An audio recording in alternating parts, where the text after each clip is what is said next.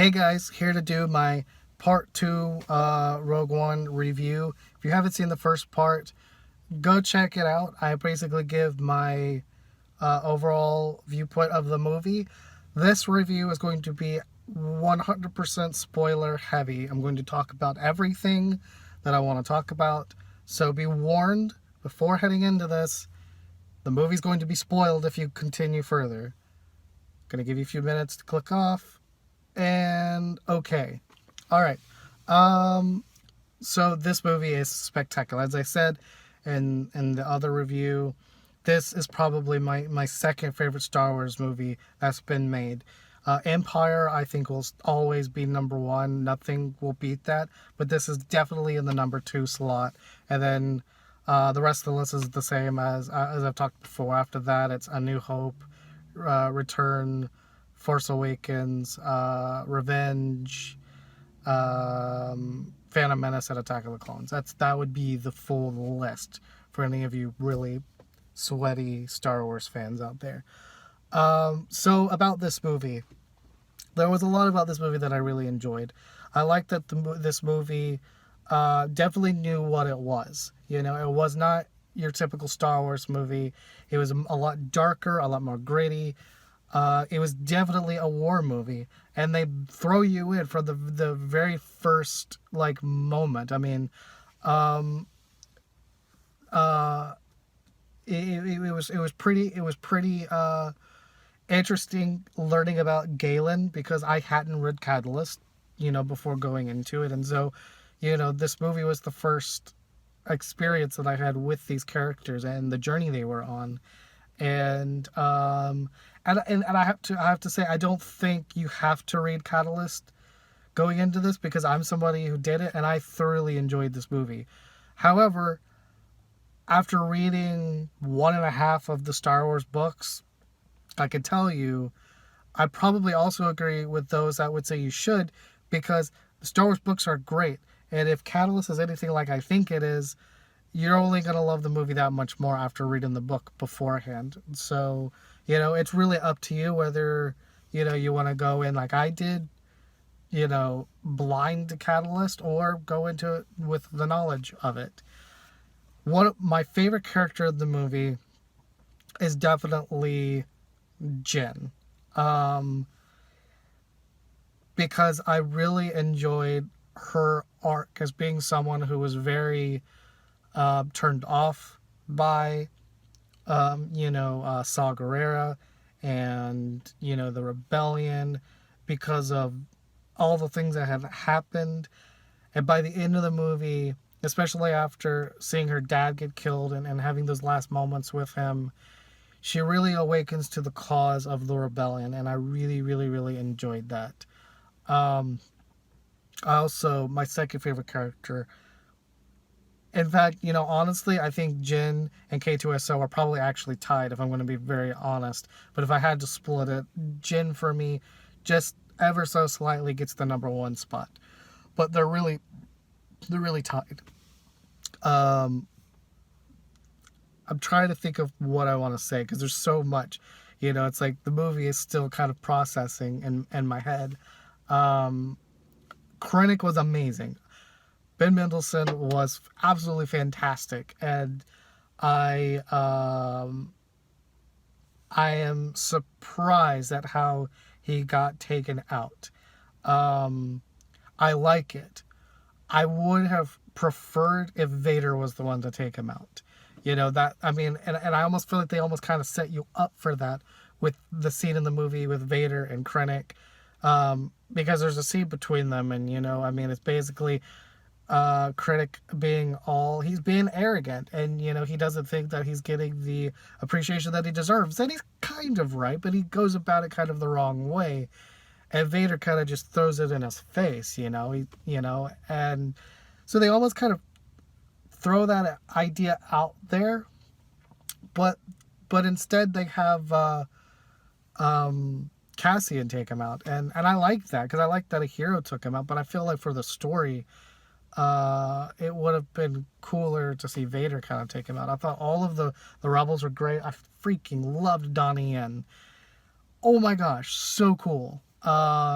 You know, just the space battle. The space battle was fantastic. And it was the one thing that was missing in Force Awakens, and it was so brilliant. It was great. Trying to think, is there anything else? I mean, freaking shoot, I just lost his name. Uh, Saw Gerrera, Forrest Whitaker. I don't know why I couldn't think of his name. Forrest Whitaker is amazing as Saw Gerrera. I just wish we would have had a little bit more. I wish that he would have left. I wish that he would have left with everyone off of Jeddah, so that we would have gotten a little bit more of them. But I understand why he did it, you know, because I am someone that's watched Clone Wars, and I know his arc to a degree.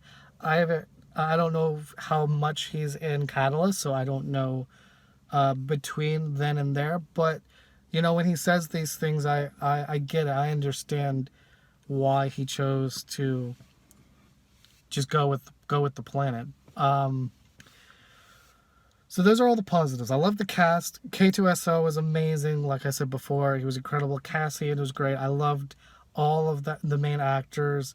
Bodhi was amazing. I loved his character. Here's my gripes. Let's go to what I didn't like about the movie, which is why I'm not giving this movie a 10 out of 10. First and foremost, no crawl. Seriously, I hope when they release this on Blu-ray, they fix this and add a crawl. For seriously. It's different, and I personally don't like it. It is what it is. It's a cold open. I, however, going a little bit back to I guess in the middle, I wasn't as taken aback by the font of Rogue One. You know, there's been some people that have said they didn't like the font. That didn't really bother me. It was the fact, I would have loved if they had that font come up and then we got, you know, the crawl. That's what needed to happen. I mean, it was like they almost set you up with the way they filmed it. It's like they have the opening of the movie and then they cut to do the title sequence, and then they go back to the movie. I don't like that. Star Wars has never been that. Don't do that. Stop. And in the Han Solo film and in the Solo films moving forward, just have a crawl. Let the movie stand on themselves to be different from the saga films. Don't separate it by taking out something that us as fans enjoy. That's not cool. But the movie itself is great. Again, I just want to say that. Other disappointments. Oh, this is something I want to talk about. Positives. Before I go back to disappointments. Positives. Tarkin. Oh my god. Especially after reading the little bit of Tarkin that I have. And just the fact that he was there. Because I was not expecting him to be there as much as he was. And whatever technology they used. Oh my god. That was great. So good. But closely related to that, at the end of the movie, we see Leia for a brief moment. And they used the same technology that they used for Tony Stark and Civil War at the beginning. And you can tell. And it's not bad. It's just not good. But it needed to be there. I'm glad that it was there. Like, this is not me saying disappointment, it shouldn't have been there. It's disappointment, wish it was better. Other disappointments. I wanted more K2SO. I can't believe I'm saying that, but I did. I wanted more K2SO. I wanted more Vader. I love what we got of Vader. That end scene where he's mowing down rebels at the end of the movie is fantastic. It's so cool. Wanted more. We needed more of that. I wanted to see him on the beach or, or trying to track Jyn, and then maybe something happens where he has to switch focus from going after, he has to make a choice. I can either go after Jyn and Cassian, or I could go after the plans and, choose to go after the plans. And then we get that last scene at the end of the movie. There needed to be something like that. We needed just one more scene of Vader, I think. But I liked what we got, and I understand why we got what we got, because it's not a Darth Vader movie. This is not a saga film. It's a solo film.